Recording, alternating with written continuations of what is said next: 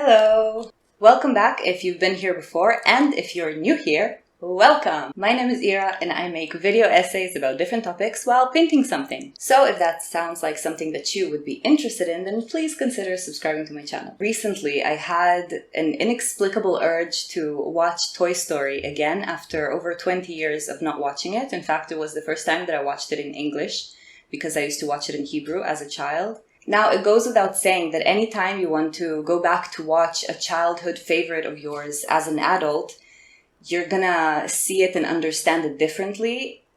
But I wasn't prepared for what I was about to go through. Basically, the whole time that I was watching the movie, the main thought that was going through my head was, I didn't remember Woody as a massive megalomaniac. Naturally, I was possessed by this revelation and I decided to make this video. So in this video, we're gonna break down the first Toy Story movie. We're gonna go through the plot and I'm going to point out all of the things that make Woody a megalomaniac. If so, I hope you don't mind me destroying your childhood just a little bit and let me paint you a character.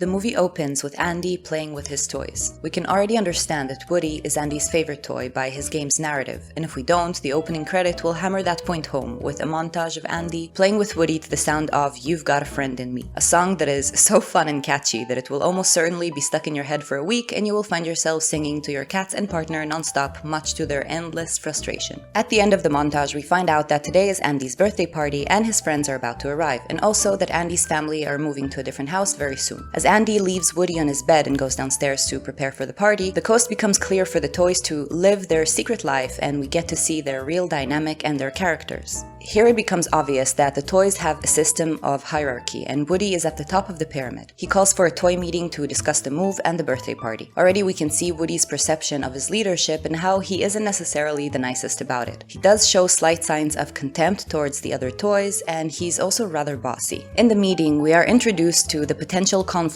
the birthday party represents. The toys are worried that Andy will get better toys and so some of them will be replaced in terms of his affection. Woody tries to reassure them, which is a good quality from a leader, but we do hear Mr. Potato Head bringing up a very important point. The reason Woody is so calm and collected in the face of this particular crisis is because he's been Andy's favorite toy since kindergarten, and so he doesn't think his place can be threatened. In other words, he doesn't really take the other toys' concerns seriously because he knows, or rather thinks, that he himself isn't affected.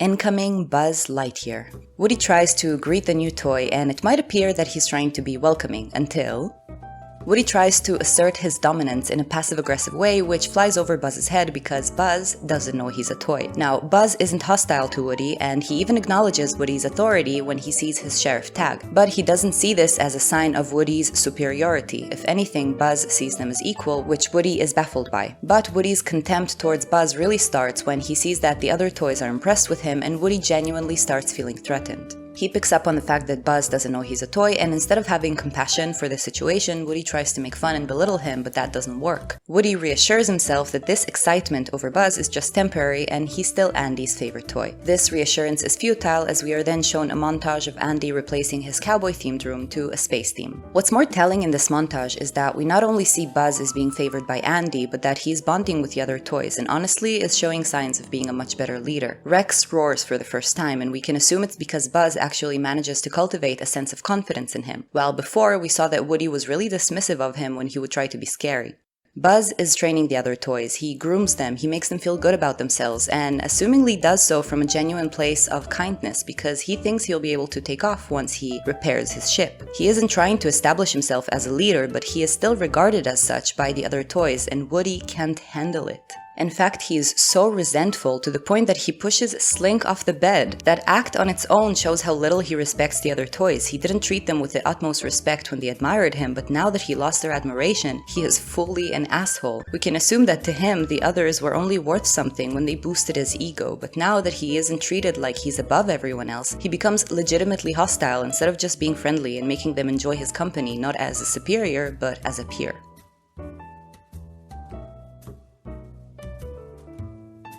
Woody has enough of Buzz being favored, and he understands that threatening him and mocking him isn't doing the trick, so he decides to eliminate the threat. He even tells Buzz he'd like to see the neighbor's kid Sid blow him up, which, yeah. When Woody hears Andy's mom tell him that he's allowed to bring only one toy to their evening out at Pizza Planet, Woody knows he isn't going to be the one Andy chooses, and so he decides to take matters into his own hands. He divides a plan to knock Buzz behind the dresser so that Andy won't find him and take Woody instead. But things don't go according to plan, and Buzz ends up being knocked out of the window. This is clearly an accident, but what's interesting is that Woody isn't so much worried with rescuing Buzz as he is with the fact that the other toys find out this was his fault, and their perception of him changes. In other words, he isn't necessarily bothered with the consequences of his actions, but rather how his actions make others see him. Regardless, he did successfully get Buzz out of the way, and so Andy ends up taking him to Pizza Planet. Unknowingly to him, Buzz manages to hold on to the car as they drive away, and he gets inside to confront Woody when Andy's mom stops for gas. Woody is happy to see Buzz, but it becomes obvious he isn't happy that Buzz is okay because he cares about his well-being, but rather because now Buzz can tell the other toys that it was all an accident and essentially redeem him. He doesn't apologize, doesn't take ownership of things getting out of hand, and he is being overly nice to Buzz as an attempt to manipulate him. Buzz doesn't think it was an accident though, and he even tells Woody that he's aware that he tried to terminate him, a fact that Woody, interestingly, doesn't dispute. He jumps on Woody and they both fall out of the car as Andy and his mom get back inside and drive away. Woody goes into an overwhelmingly self-absorbed panic. Even in this moment, he can't acknowledge not only that he is mostly responsible for this entire situation, but that it's not just him that is lost, but both of them. Woody sees a delivery car from Pizza Planet and knows it'll take him back to Andy, but before sneaking into it, he says, "I can't show my face in that room without Buzz."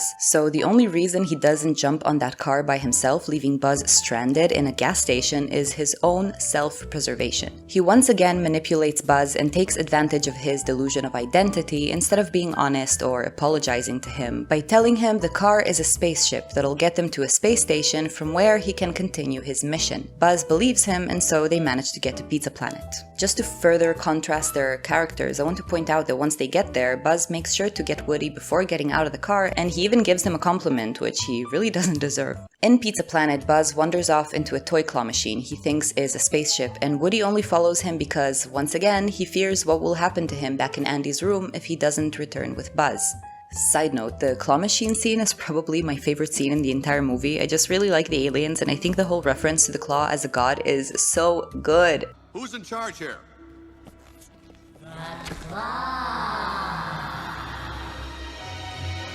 Here, the neighbor kid, Sid, is playing the claw machine, and once he removes one cute, excited alien, he sees Buzz and gets him too. Woody tries to hold on to him out of self-preservation, I repeat, out of self-preservation, but Sid ends up winning both of them and takes them all home.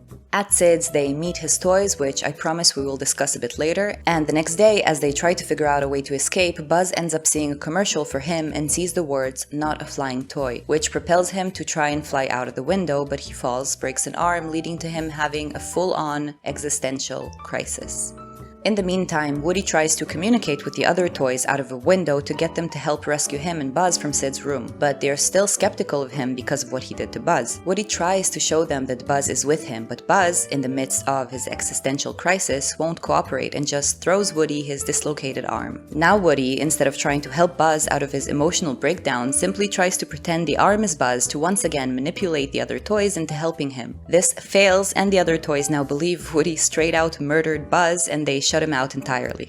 Sid gets back into the room with a fucking explosive device, firework, he wants to attach Woody to, but Woody runs for cover to save himself, saying, "Fine, let Sid trash it, but don't blame me!"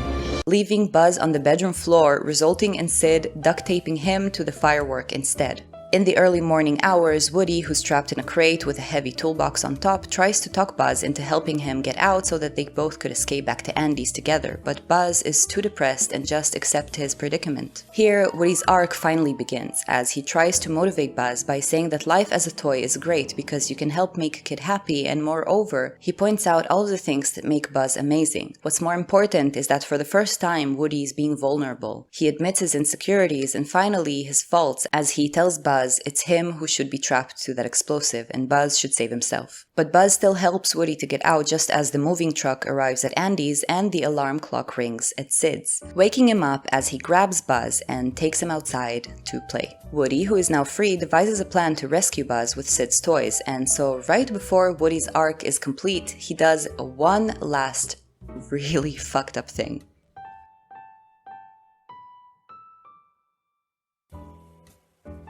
Let's talk about Sid. Sid, as mentioned, is a neighbor's kid, and his cruelty is known to all. He is introduced to Buzz by the others as the kid who tortures toys when they all see him blowing up a soldier toy in his backyard, so he's clearly set up as the antagonist. When Sid wins Buzz and Woody in the toy claw machine and takes them home, Woody tells Buzz that they should basically expect the worst, and indeed, Woody and Buzz witness Sid taking a doll from his little sister and performing surgery on it, taking its head off and replacing it with a dinosaur head to piss his little sister off. As Sid's room is clear, his toys come out of hiding and they are all terrifying. Sid basically takes all of his toys apart and mixes the pieces he puts back together. It's also something he does to his sister's toys, as we see by the tea party attended by Buzz, or Mrs. Nesbit, and 3 headless dolls. Let's get you out of here, Buzz. Don't you get it?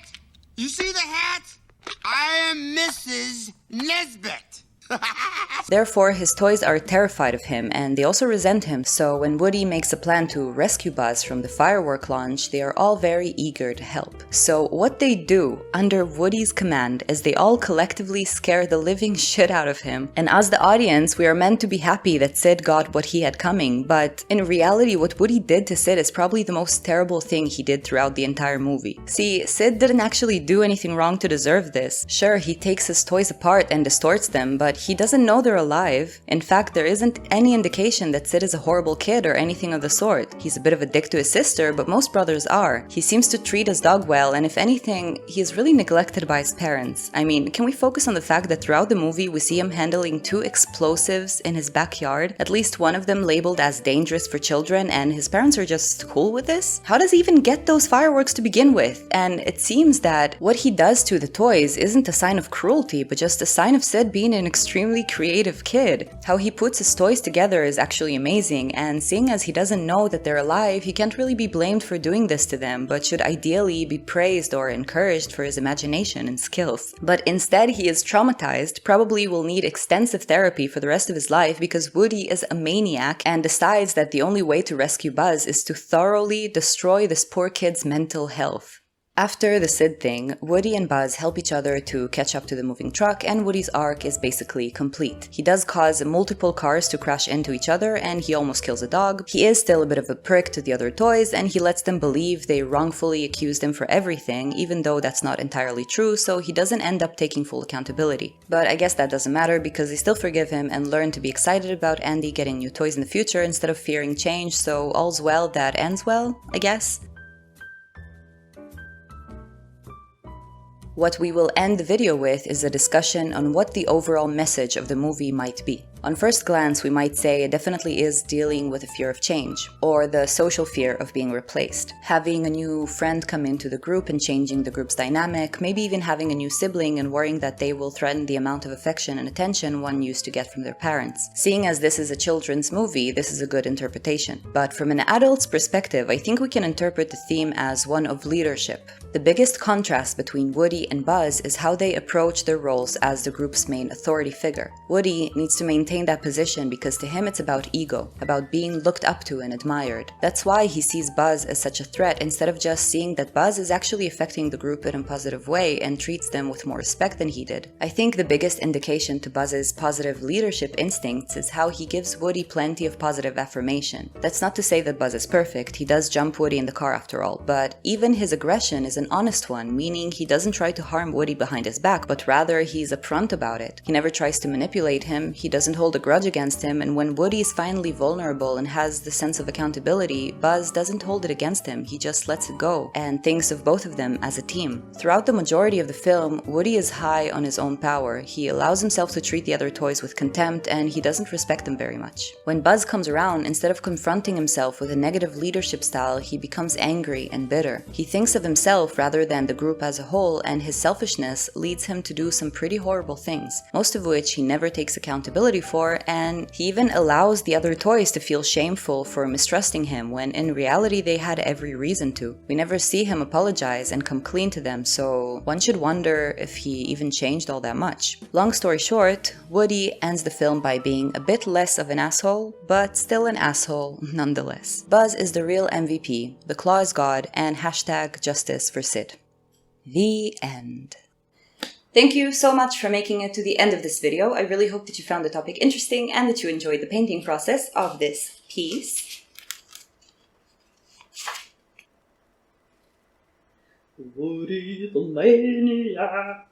Please give this video a like if you did, a dislike if you didn't. Let me know what your opinion is in the comment section down below. What do you think about Sid? What do you think about the Claw God? Or just leave a random comment because you want to help me out with engagement. That would be very much appreciated as well. That was all I have for you for today. Remember that you've got a friend in me, and stay safe. Be nice to your toys lest they damage you psychologically. And that's it. I'll see you next time. You got a friend in me. You got a friend in me.